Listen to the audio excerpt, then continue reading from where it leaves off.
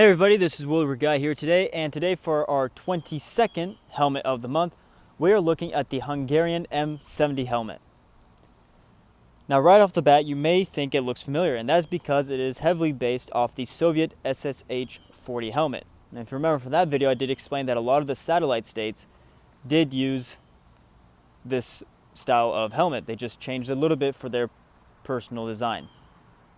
As you can see, you still have that round dome shape and you have the ears being covered, while the neck it goes back up so it's easier to go prone, except it looks like the Hungarians didn't go too much into a dip for the ears compared to the Soviets. Now looking at the front, it is a little bit wider than the Soviet SSH helmet. Now you may be wondering, why is the shell so shiny? You probably see me waving right there. Well, there's actually a reason for that. Now, since this was in the 70s, technology was getting better, and this style of paint, the shiny paint, was to help combat the use of infrared. When Hungarian soldiers would wear this, and the enemy was trying to use infrared to locate them, this sort of paint scheme on the helmet would actually deflect that, and you wouldn't be able to see the soldiers wearing the helmets. Now, of course, if you're not worried about infrared, this helmet can easily give away your position as it is shiny. And then when it rains, it's going to be even shinier, a lot more noticeable. On the paint color, you can see it is a sort of olive green color. Now on the inside, it is quite a unique liner. I've never seen another helmet with something similar.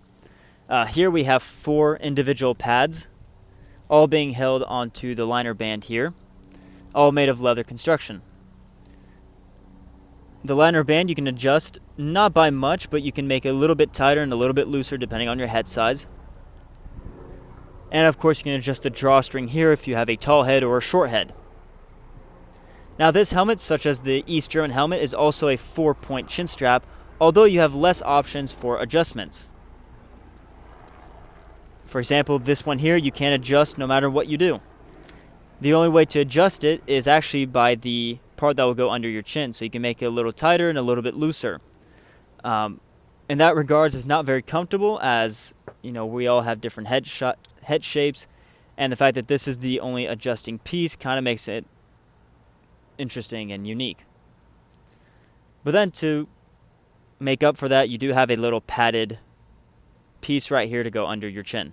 Here we have some markings, 38. I'm not entirely sure what that means. I don't know if it's the Hungarian sizing system, but this specific helmet is about a size 58, from 57 to 59, since you can adjust it.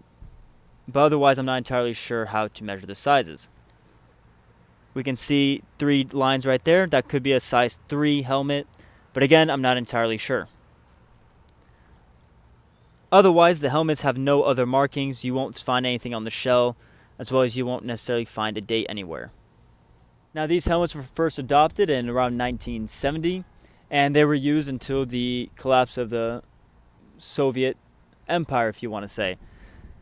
So around the early 1990s, I believe the Hungarians used this for a couple of years afterwards until they developed a new helmet.